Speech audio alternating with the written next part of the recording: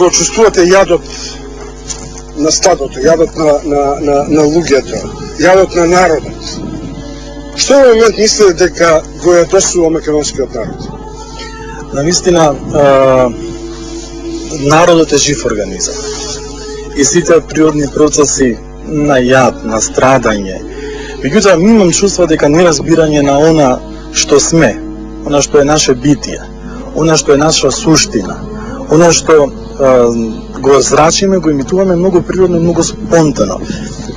Јас се радувам што како монах потекнувам од народ кој што никогаш не посегнал да земе нешто туѓо за да изгради нешто свое. Меѓутоа, навистина го чувам оно што е мое, оно што ми е дадено од Бога, оно што ми е дадено од моите предци. И не сакам никој да ми го земе.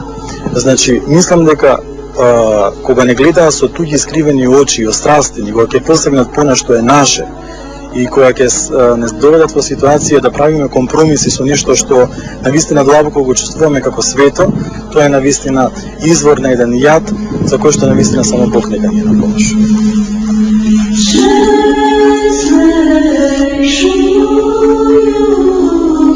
Да, не го милува многу зборот еуфорија, меѓутоа навистина сум трогателно среќен, би рекол. Затоа што и трогнат сум од оваа убавина која што верувам како Достоевски дека ќе го спаси светот. Пештерата е навистина христијански символ, меѓутоа тоа што ние како генерација 20 во 21 век успеавме да ги оттргнеме на слојките, на слагите, накалемени овдека неколку векови и да дојдеме до археолошки наоди кои што ни говорат за еден континуитет на христијанско живење, е вистина причина за среќа не само за мене лично, туку и на целото братство, но на сите луѓе со добра волја и на оваа екипа овдека што се заедно. Има ли моменти, например, кога овде на 1000 метра надморска височина правите некои паралели со Света Гора, со првите денови на монаштвото? На што ви асоцира оваа врска Зрзе и Света Гора?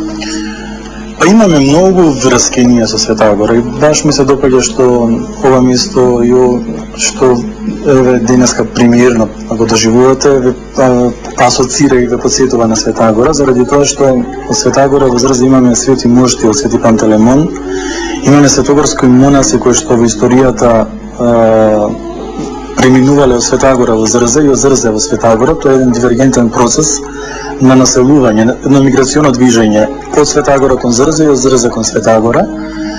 И Иван Снегаров, автор на дводомното издание на историјата на Охридската архиепископија, зборува дека зрзевските монаси во 14 век имале желба во своето место да направат Света Гора.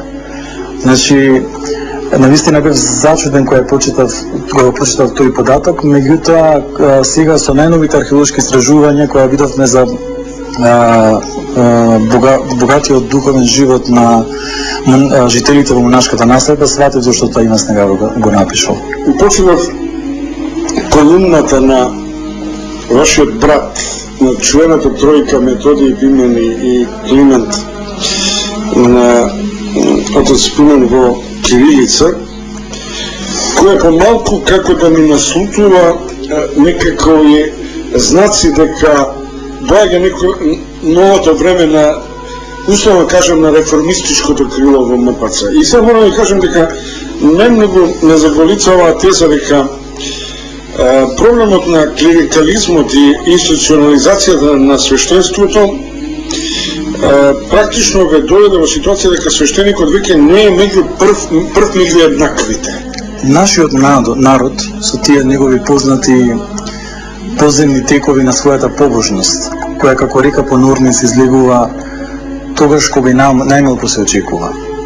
Еве, например, сега за Великденските денови, ќе видиме дека масовно ќе бидат посетени Божјите храмови широм нашата татковина и сега повеќе и диаспората и во целата православна екумена, и народот на свој начин ќе искаже својата побожност. Убаво е ако биде причекан од свештеник кој ќе знае како пастир да го причека. Како јаганца, како свој, како што вели Христос, јас сум добриот пастир ги познава своите овци. Значи, ако постои релација на доверба. Еден од светите Григорий Палма има кажано дека не секое слово можеме да не на секој слово можеме да се спротивставиме со збор, но не можеме да се спротивставиме со словото потврдено со животот. Свештенството такво како што е произлегува од народот, не доаѓа од некоја друга чудна туѓа планета, туку произлегува од народот. И можеби е рефлексија на сето она што длабоко го има во основната база на народот. Сепак луѓето ја доживуваат црквата како матица на мисловното или на духовното, кое не произлегува од потребата на дневно-политичка заштита. Значи, искушението, кога коментираме дневно-политички настани и кога излегуваме со сообщенија да бидеме исто така третирани соодветно, е голема. И навистина треба да бидеме мудри како змии, питоми како гулаби, да ја одбегнеме оваа опасност, за да како јаганца меѓу волци ја надминеме опасноста што се заканува на јагнето кога се наоѓа меѓу волци, а тоа е или да биде изедено, и втората пострашна опасност, за да преживее, да почне да симулира да постане волк. Токму заради тоа ценам дека многу интересно, можеби ќе ја збунам нашата јавност сега со една забелешка, меѓутоа тоа веќе го искажав како моје мислење на една од седмиците на Светиот Синод.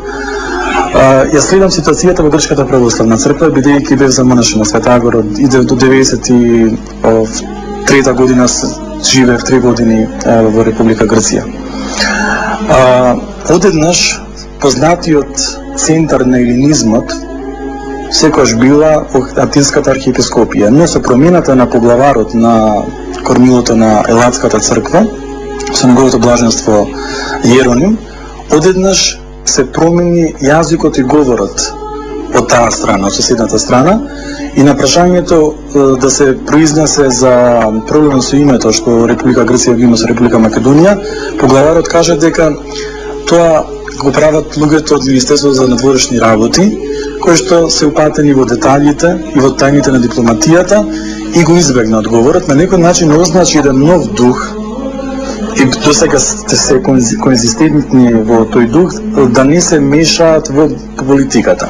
Некои аналитичари велат се додека можеби луѓето од државата не им го побараат тоа, но до сега гледаме дека едноставно стојат на страна. Дури и упадот на солунскиот митрополит Антим беше во негова лична режија. Тоа не беше став поддржан од Синодот на Грчката православна црква, што секако е за поздравување. Ценам дека и ние како Македонска православна црква, токму заради тоа што сме многу убедени, што сме многу сигурни кои сме и што сме, затоа што знаеме дека и сведочиме ангелот на Македонија на апостолот Павле му рече: премени, дојди ке нас во Македонија и проповедени го словото, а тоа слово врза и дава плодови по 21 век.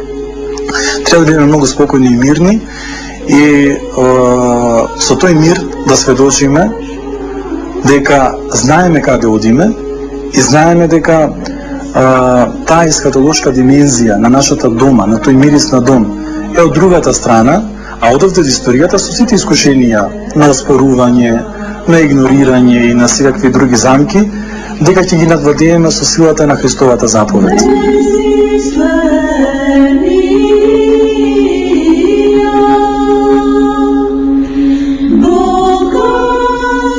Ова е време во кое за искушенијата треба понекогаш да платиме цена. Дали мисле дека, ајде да бидам многу поедноставен, што е компромис? Ако алудирате во однос на името, или чисто не сакам да го врзам за името, иако најчесто го врзуваме волшебството на толеранцијата. Како дефинирате и толеранцијата и компромис? Аз бидејќи споменавте вака 3 пункта: искушение, компромис и толеранција. Кога доаѓа големо силно искушение, која што веќе ја означиме како голема рика која што носи се пред себе, опасноста да се биде однесен и фрлен во амбис е голема.